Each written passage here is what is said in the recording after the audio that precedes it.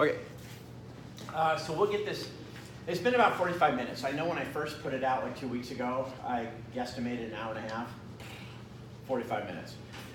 So this is about the 6th or 7th class. About 150 people have gone through so far. And I can tell you, in every class, there have been takeaways.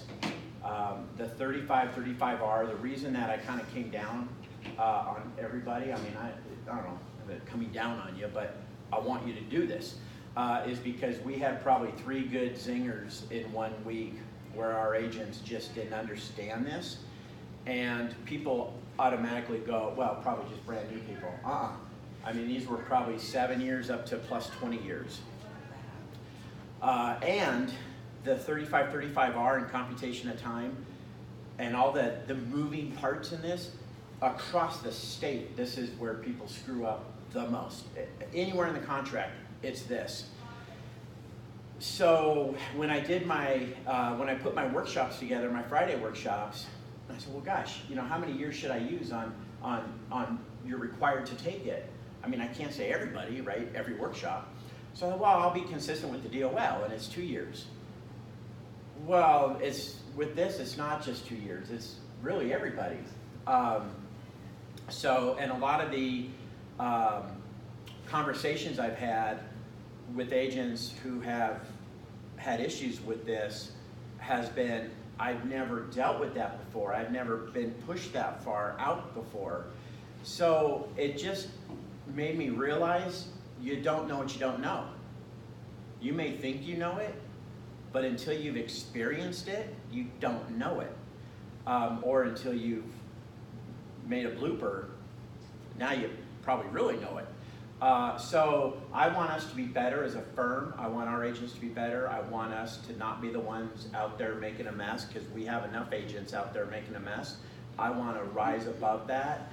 But when we goof up, we hurt ourselves, we hurt the firm, we hurt our customer, we hurt the other firm and agent, we hurt the other customer, we hurt our industry, our brand, realtor brand. I mean, nobody wins, right? So I gave everybody the option, come to me and explain to me your competency, and I'll check you off. And I've had probably 5 people do that, and 4 got checked off. And 1 realized pretty quickly, you need to come to the class. So I hope you didn't think I was kind of a jerk with that email about 2 weeks ago, but I care about you guys. I care about everyone in here. I don't want you to have to write checks, have to go through that. I just don't want you to do that. So it's coming from caring, not being a jerk, and it's not like I need to find other things to do. It's because I care about you guys, and I care about us and the industry and the business, and I feel like it's part of my job, what I'm supposed to do. So that's why I did it. Thank you for being here, and we'll get rolling. So this is not everything I cover in the PSA class. I don't need to do all that. So on the Form 35, we're going to assume the defaults, and there's no holidays. So 10 days, 5 days, 3 days, 3 days. I forgot to write that on the board.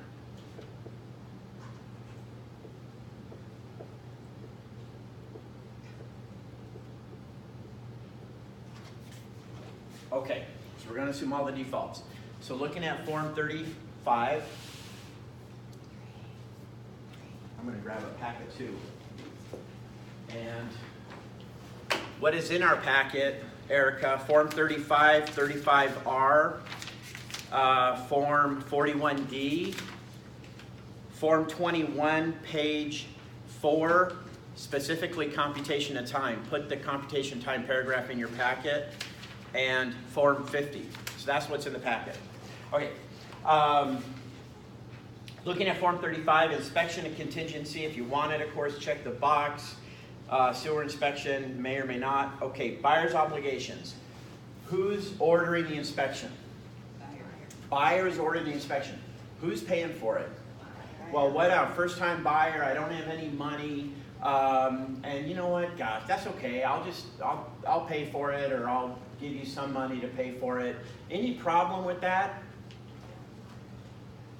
yes, there's a problem with that because somebody did that, and it was the intent was okay. It was out of the goodness of their heart, and then there was an issue after closing, and of course, everybody's going to look for an opportunity, right? So the issue that was brought up was the inspector should have caught that, and the inspector didn't catch it. I know the agent paid for the inspector, so collusion. And it's cheaper to settle than to prove you're right.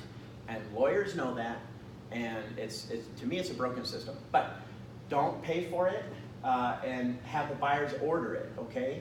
Because it could end up in a collusion situation. So the buyers do all that stuff. Buyer's notice, okay, 10 days. Again, we're assuming the default. So 10 days, what has to be done in 10 days? Inspection. Or they waive. Okay, we're going to do an inspection. So what has to be done in 10 days? You have to retalk to the sellers in 30 seconds. You have, yes, inspection and submit your 35R. Okay, so Thursday is going to be mutual acceptance. Where's day 10? When do I have to have my 35R submitted by? Monday of the following week. It can't be Sunday. So 1, are we counting Saturday, Sunday? Yes. Yes.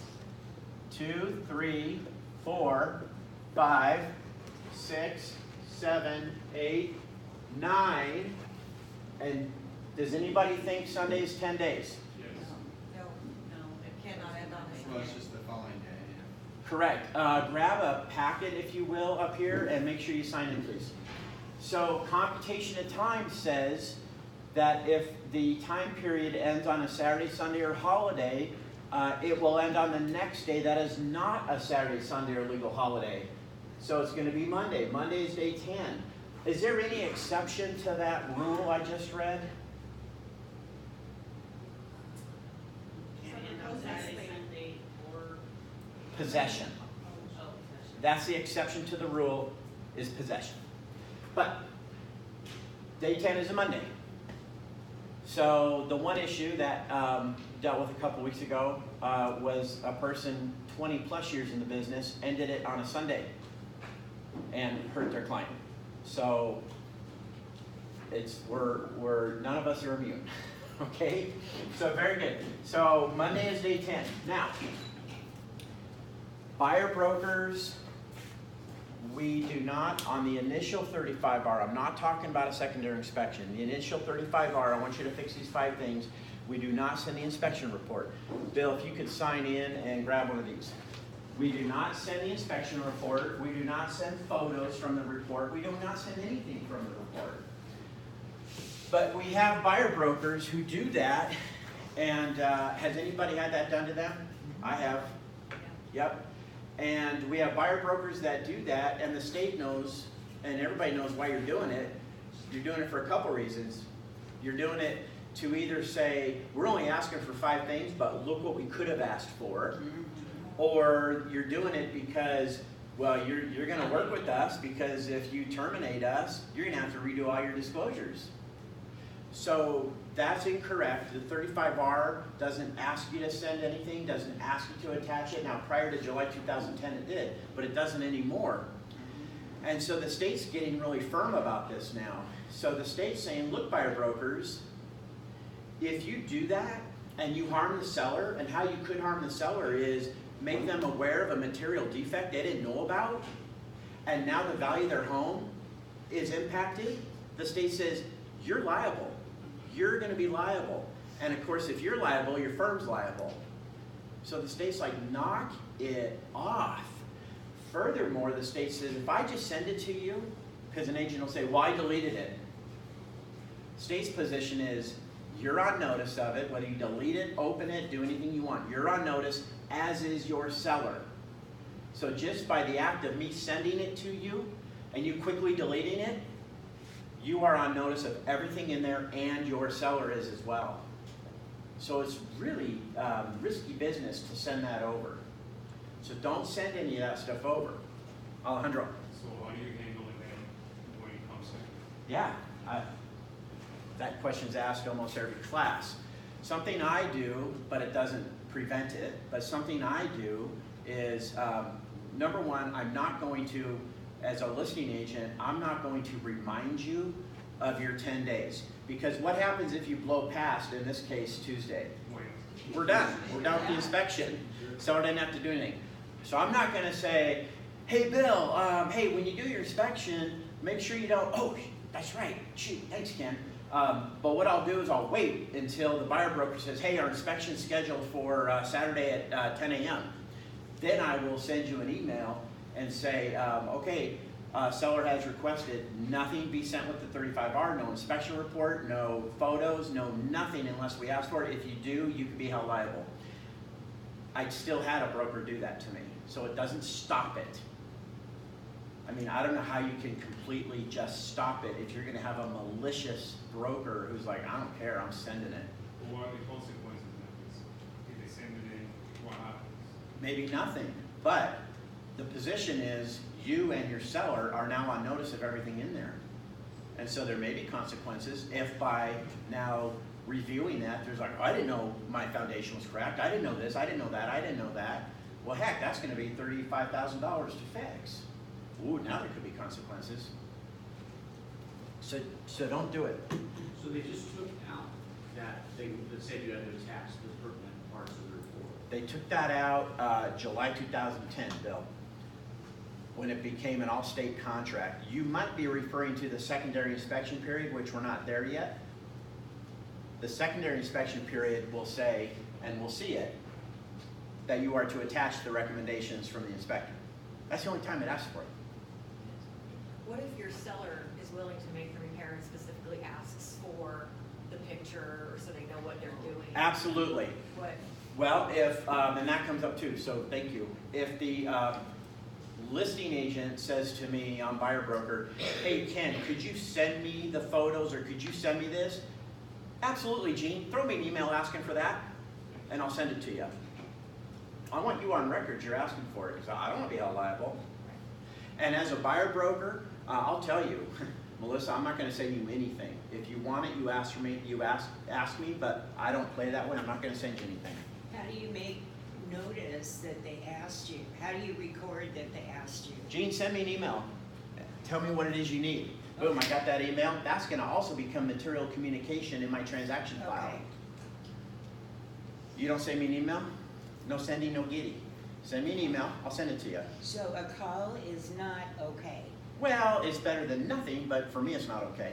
We all have emails. Send me a Okay. flippin' email. Did I see another hand over here? Alejandro. So by you're asking for repairs, that doesn't include the seller on notice for those defects? No. The inspection report could put the seller on notice. Okay, moving on. Okay, so 35R, what about this? I send in my request for 5 things, and then like a half hour later, buyer says, Ken, did you remember to ask for, oh shoot, and I haven't got anything back from the seller yet, so we're gonna do a quick 35R, add the 6th thing, say this shall replace the earlier 35R, and I'm gonna deliver it. Good? Bad? Can we do it? People have done it. What do you think? Wasn't the first 35 already procured? Yes, the first 35R was delivered, and then my buyer says, hey, did you remember? Oh, no, I did Doesn't it. their timeline start when the second 35R is delivered? That initial 35R is irrevocable. Yeah. And if we look at the end of line 37 on page 1 of Form 35, all requests, responses, and replies made in accordance with the following procedures are irrevocable. So Where? once you is we it? are on page 1 of Form 35 right there. So line 37. Oh, okay. Yep. The last couple words in line Right. 37. So once I send that 35R, you guys, that's it. It's in the seller's hands. That's it. That's it. You gotta wait. Okay. And Yeah. in light of that, say that it was something fairly material. So It was what? that it was something fairly material that you forgot. Yeah. So you gotta wait out the timeline. Yeah. Seller comes back. Don't get says- it. We're gonna get there. No, well, okay, so I mean, it can't be reintroduced then. if the seller answers in any other way, but I accept everything. Yeah. Yes, and we'll cover that. Okay, so, and the 35R, looking at the 35R, you guys, this is a really good form to show your sellers. Here's what we can expect, sellers, from the buyer broker. Furthermore, as I've shared in my PSA class, explain to your seller what's going to happen during an inspection. I never did that, and then about 2007 or so, I got chewed out royally by a seller. And I made the assumption, my bad, that, hey, we all know what goes on in an inspection. And maybe he did, but he was emotional, and he was the one in my class I talk about as a split level in Pacific Park, where he's really upset, and I'm like, Bob, I'll come over. And I come over, and the split level, the closet under the stairs, when you walk in, he had to reach in and pull the string on the light bulb to get it back on so he could get it back on the wall switch. And there were water droplets in the shower, I'll never forget it, and water droplets in the dishwasher. So that's my mistake, because I assumed that there wasn't really anything to explain, but it's emotional, right? It's emotional business selling a house. So my takeaway from that, I changed my behavior as a result of that experience. That's learning. I explained to a seller now what's going to happen during inspection. I don't want to keep getting yelled at. So 35R, the buyer can approve it and we're done. The buyer can disapprove it, and it says the agreement is terminated, earnest money shall be refunded to buyer. If my buyer wants to terminate the contract on this, first question, do they have to do an inspection? No. They don't even have to do an inspection. As long as you're in your inspection period, you can terminate on that clause without ever having done an inspection. So if my buyer wants to do that, how am I to terminate the contract? What would I deliver to the listing agent?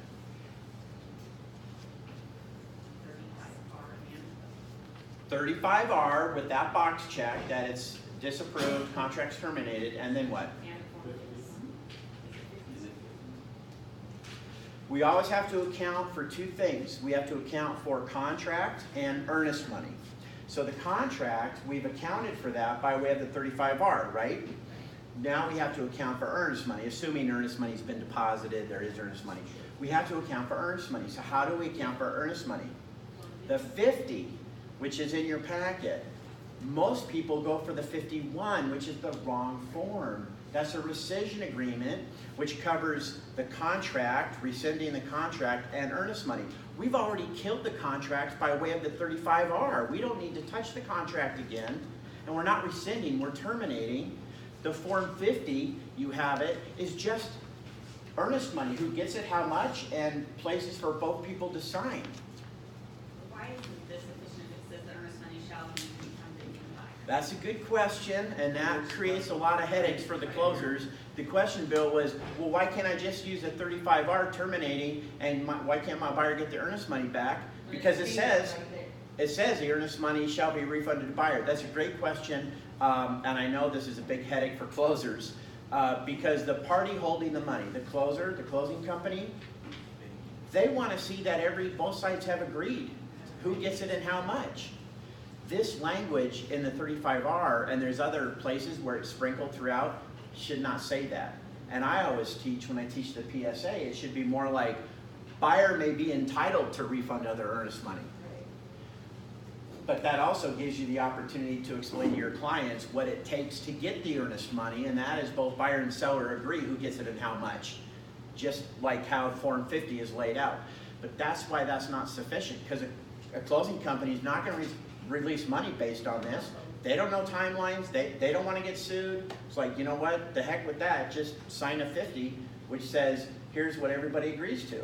And so if they, let's say we did do that when we only need the buyer's signature on this, the seller's signature is not Correct. on this, okay? We don't need seller's agreement to terminate, as long as we're doing it within our time periods. It's unilateral. So, Form 35R and the Form 50. Or 51? No. Forget the 51. We use the 51 and we probably don't know why we're doing it. We just do it because everybody does it. But when we terminate, obviously we know how to terminate on inspections, but the other common way to terminate is I can't get financing. Well, the 90 series of forms are all the different events that could happen or opportunities to terminate a contract. So it would be the 90I, I think, is the one for financing after good faith effort, buyer can't get a loan, and a 50. And the 15, everything, okay. Don't even do a 51. And as a listing agent, you guys, in this situation, you want the buyer broker to use a 50 because you want to get your house back on the market. And if I send you a 51 and it says money going back to buyer and seller's like, the heck it is, I'm taking it, or I want half of it, and you send it back, it's not rescinded because you've altered that rescission form. That rescission is only valid if the seller signs it unaltered, right? The buyer's saying, I'll rescind if I get my money back. And if the seller says, well, I want half of it, or I want all of it, and I send it back, it's not rescinded. You've countered it. Bill? But if you had done 35 and terminated by way of 35R, then the deal's done anyways. but if you send the 35R and the 51, now it's confusing. So you money. So just avoid the 51. So kill it with the 35R and deliver a 50. Listing agent, put that back on the market. It's killed. You could still be arguing the earnest money. Good. Okay. Let's see. The third option in 35R, buyer gives notice of an additional inspection, and this is the only place it says on line 9 of 35R, the inspector's recommendation is attached. It's the only time it says to do it. There you can do it. Let me ask you this. I do my initial inspection. We want to ask for 5 things, but we're also going to do a secondary inspection on the roof because the inspector said I recommend a roofer, blah, blah, blah. Would I submit my 35R with my 5 things and asking for a secondary, or save my 5 things, ask for a secondary, get the secondary, is there anything now we want to ask for, and then ask for everything at once? Everything at once. Do not ask for anything to be fixed if you're asking for a secondary inspection. The impact of doing that, if the seller agrees to it, you're done, and you're not going to have a chance to do that secondary or ask for anything. So save them, put them in your pocket, do your secondary, ask for everything at once. Is that a hand? Okay. Good. The fourth option, buyer requests the following modifications or repairs.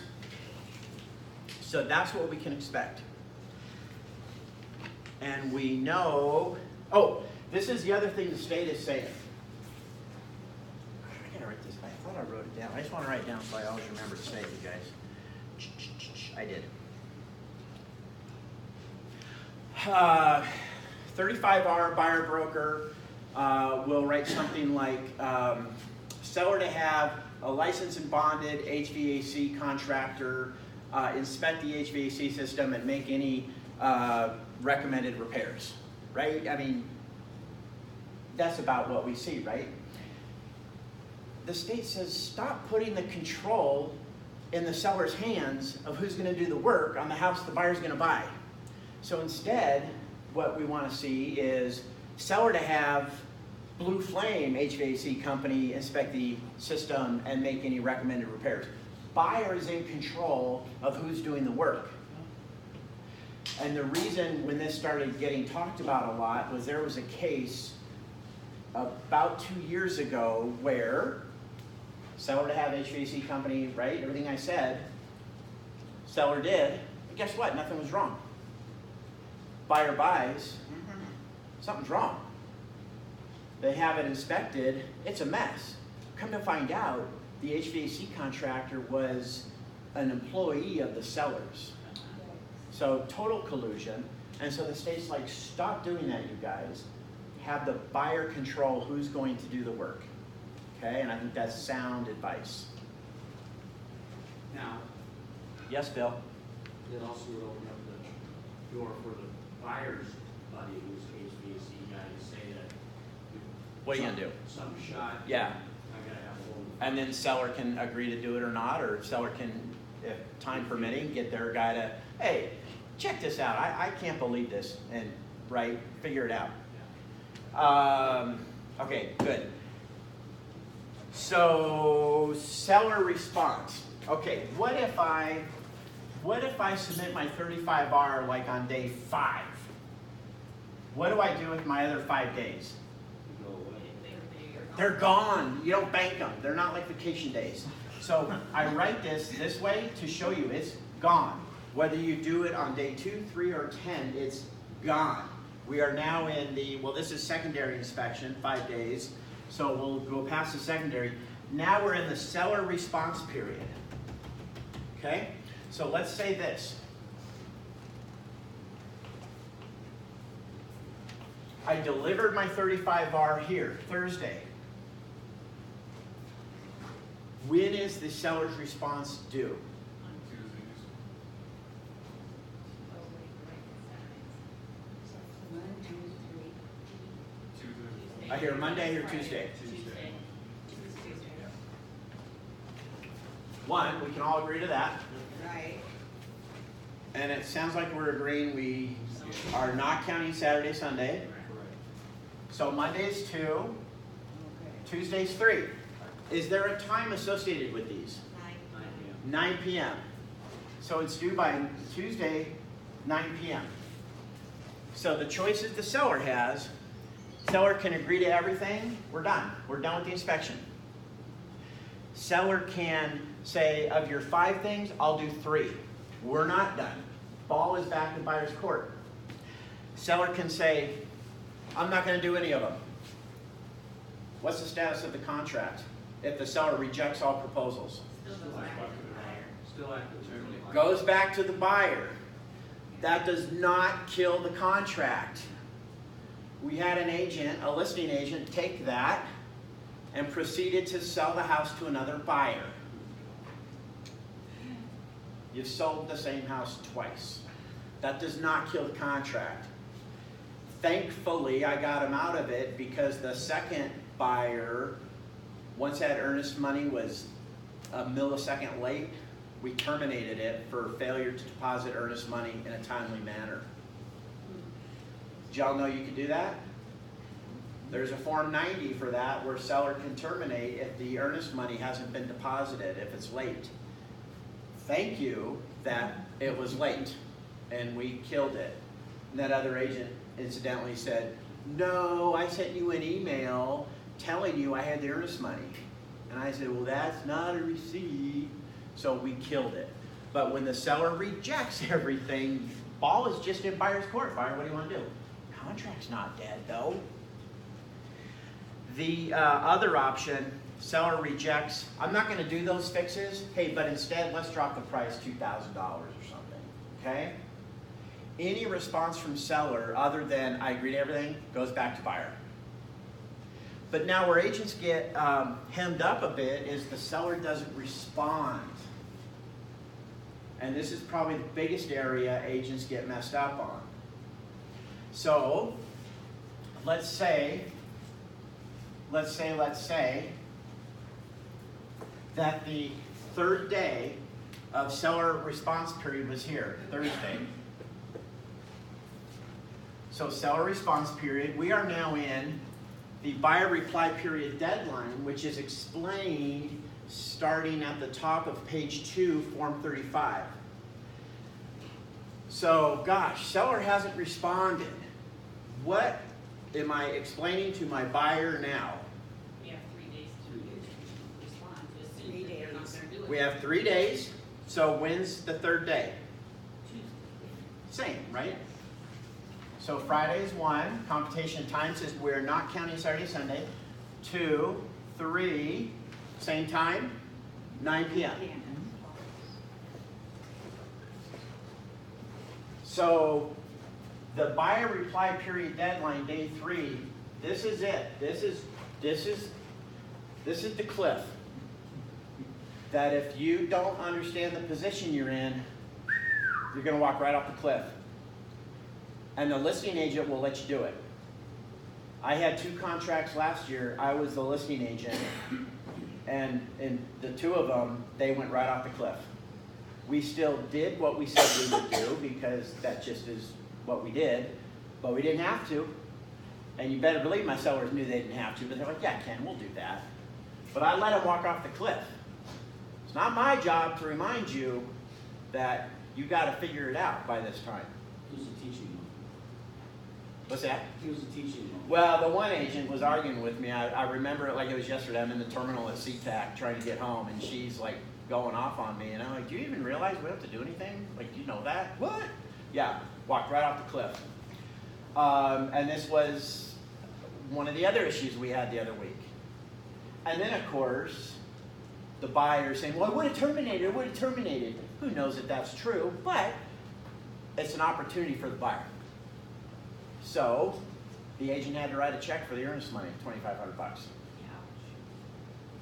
$2,500. Didn't know. Agent just, well, I'd never been put in that position. I didn't know what I didn't know. And that's what I realized is like everybody just doesn't know what they don't know.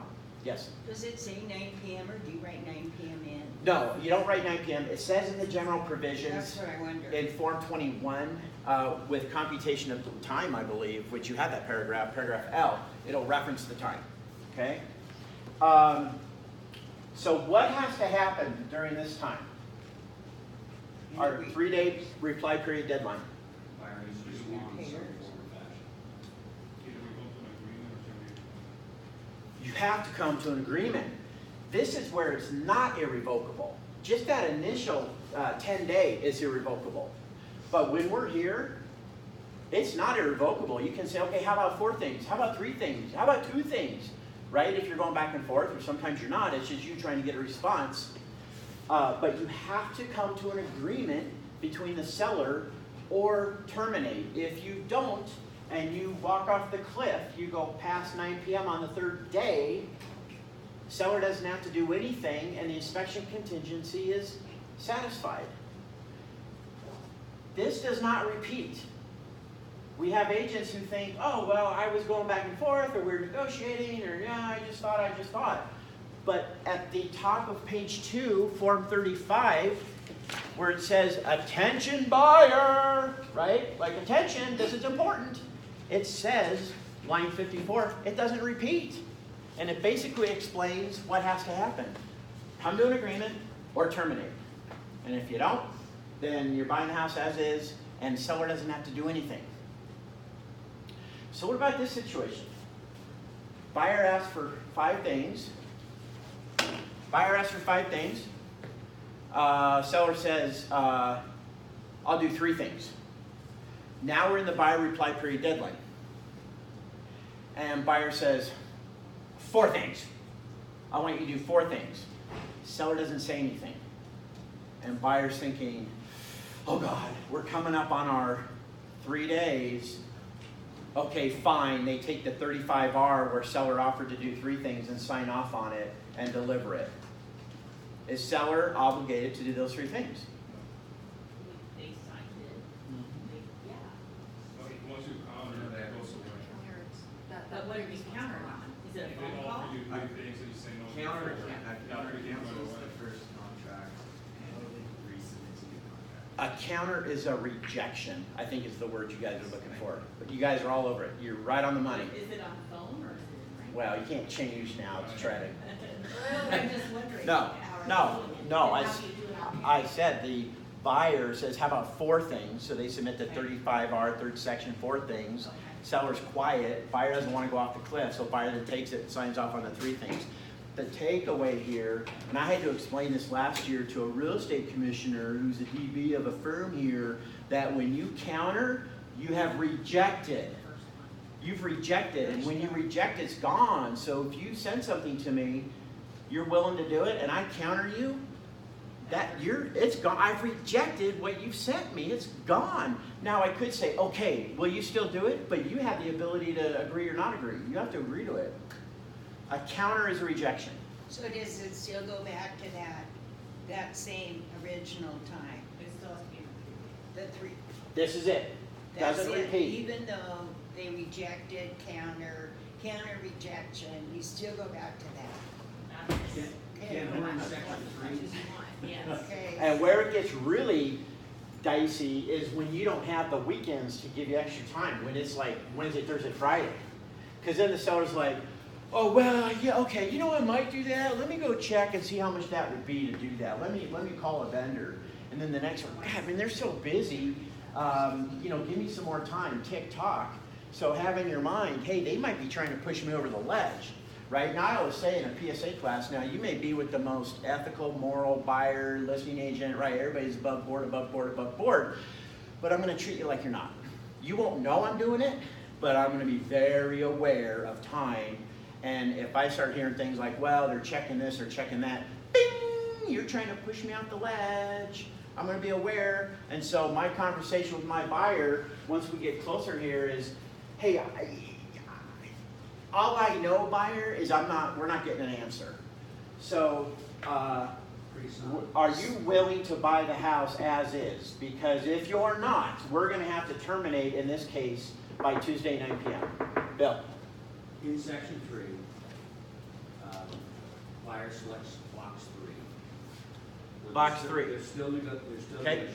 Yep. Right? Yep. So that reject of the seller's response, that's in fact a counter and negates anything the seller offered in section 2. Yes. Correct? Now, but now we're in a new 2 or 3 day timeline. Whoa. We haven't reset any days. No, okay. That's, So the seller responds Seller responds. in time. Okay. Now we're in the buyer reply period deadline, Buyer 3 reply days. Of 3 days. So the buyer rejects and says, we would like these. So you still live within the 3 days. Yep. The seller doesn't respond. Okay. Right? Okay. The buyer knows they gotta come back with something, so you were telling us that since the form's irrevocable, you couldn't come back on this form. No. Only the first request for repairs per line 37, form 35, that's irrevocable. And I always point that out because once we get to the final 3 day reply period, we can go back and forth as many times as it takes. We just have to come to an agreement if we can, Within time. or terminate. So. But okay, during so- those 3 days, Bill, the buyer reply period deadline, the seller can say, I'll do 4 things. I can say 3, 2, 1. We can do that all day long. Okay, well, let's say, as long as you're within time. Yes. Because that 3 days is all you got. That's all you have. Okay, so, but let's say that I have asked for something different than what they offer. Okay? Okay, I've checked third box. Okay? Of section 3. Yep. Send it to them, I'm not getting a response, or at least I'm worried I'm gonna hit the cliff. Do I undo my answer, come back and say you accepted what the seller said and send this That's form why I again? don't know. You can't. It's done. Okay. Okay. You could then go and say, all right, we'll take those 3 things, but seller has to agree to it. Yes. So, Because when I checked that third box and sent it over to you, I You can't. rejected what you offered me during seller reply I period. understand, so Okay. does this then follow up on a 34? You could do it, the threshold for a contract is if you take your contract and give it to somebody who's not involved in it. I always say, think lawyer, judge. Do they understand what you meant? Can they look at this and understand what you guys agreed to? So I would argue, I would probably do a second 35R, but you could do a 34. Do something where anybody can clearly see what it is you guys did and what steps you went through. You asked for it, seller said this, you said this, The seller and didn't then respond. it did respond, whatever it takes. That's the threshold. So now let's say I've sent a 34 that outlines, okay, Mr. Seller, you agreed to do these 4 things. In other words, I'm assuming, Okay. right? Because again, he doesn't have to. Right? Right? So again, if it goes, so if I resubmit that, seller, you agreed, as agreed, you'll do these 4 things, we're on. Contingency satisfied upon your signature, or whatever. Okay? Okay? Seller doesn't sign it. He cannot sign it, and you're off the cliff. You don't have any real power there. No. Seller You can don't stay even have the quiet. power to go back and get it. As soon as you've rejected it, The only you power. potentially screwed yourself out of getting what he offered. Yes, in this case, yes. Especially in this market. The only leverage you have as a buyer is the threat of you terminating. That's the only leverage you have. And if he happens to have. And oftentimes, if the seller's quiet, it's because he has someone else. And he's wanting you to terminate. So, yeah, so that's a real, I mean, you better be coaching your buyer, because that could just take them right out of the contract. Even anything other than agreeing to what the seller said. Yeah, really. So let's just take it to today, right? So in this market, and it comes down to one thing, really, buyer? Like, let's readdress what we went through prior to getting accepted, and you were chipping about paying top dollar, and it's coming down to whatever it is, and you're willing to walk away, and we're going to re-enter the buyer pool and go right back in the situation that you were chirping about 30 days ago. I'm trying to understand. Is that what you want to do? You know, I mean, soften it, right? But I'm doing it because we're in class. So you really need to pick your battles. That's the term of the day right there. Pick Well, your battles. I mean, how important is it? Well, the problem is those darn emotions get in the way. You know? It's the principle. What? Does the house work for you? Buy the darn house. Buy the darn house. Principles will cost you money. Sorry. It's Friday. I'm ready to go. Any other hands, questions? We're not done yet. I just want to make sure before I move on.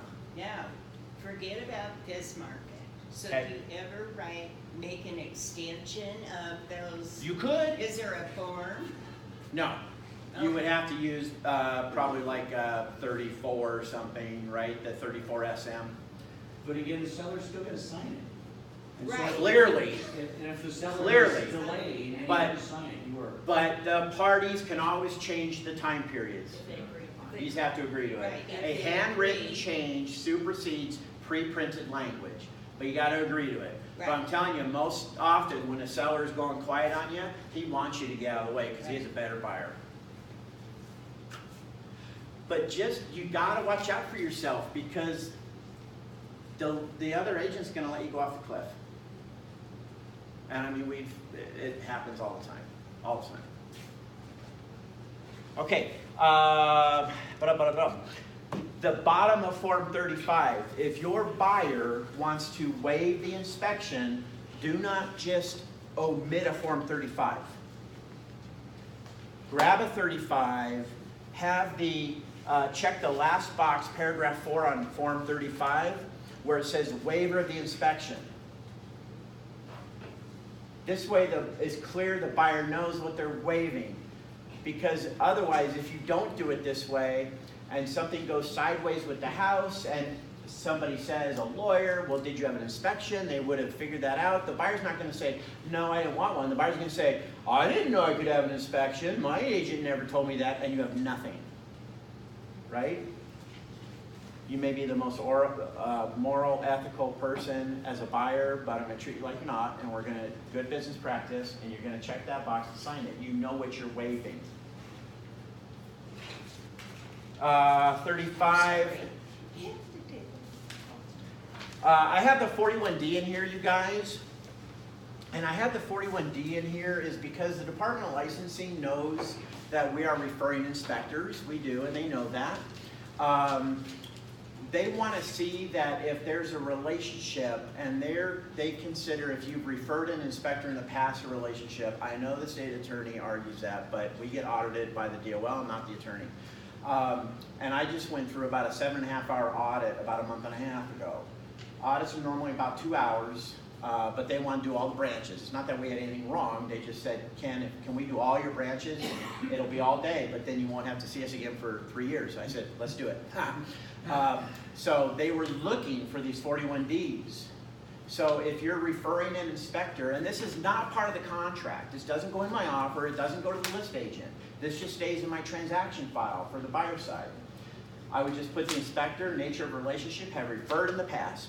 Or I have one who's done inspections for me personally, have used for personal inspections. Okay? So that's why it's here, because the state wants us to have this in the transaction file if we're referring inspectors. You have the page, yeah, Bill? There's no issue if it's in the contract. No issue, but the other agent might be like, why'd you send this to me? Well, it's just it's easier. It's not part of the contract. And a sign. Yeah, but you should not send it. It's not part of the contract. Computation time is why you have that random page. And then Form 50, we talked about it. That's why the Form 50 is here, and that's it. 35, don't ask for that, no buyer to pigment, That's it, you guys, so that was, 30 minutes, huh? Cool. Questions? I'll be the last one to leave in case anybody wants to ask me something, okay? All right, thanks for coming. I need the sign-in sheet. Hopefully everybody got something out of this? Okay, good. All right.